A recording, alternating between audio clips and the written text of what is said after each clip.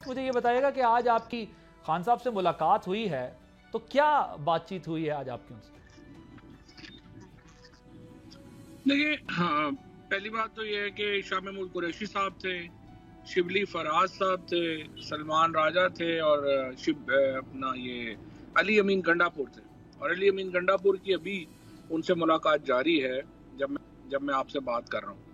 تو بنیادی طور کے اوپر تو جو گفتگو ہوئی ہے وہ یہی ہوئی ہے کہ جو مذاکرات ہیں، اب ہم نے یہ ایک کمیٹی بھی بنا دی، ہم نے اپنے ٹی او آرز بھی دے دیے اور ہم چاہتے ہیں کہ حکومت جو ہے وہ آگے بڑھے.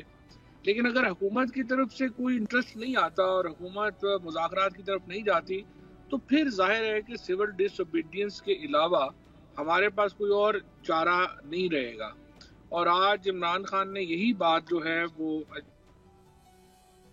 علی امین کو کہی ہے کہ آپ بات چیت آپ کی جو ہوئی ہے کوارٹرز میں یا جہاں پہ وہ کر رہے ہیں، آپ اس کے مطابق اپنی حکمت عملی بنائیں.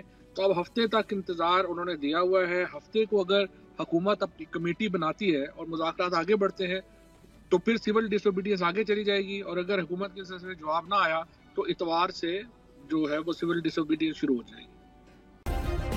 سبسکرائب کریں اور بیل دبائیں تاکہ کوئی خبر رہ نہ جائے.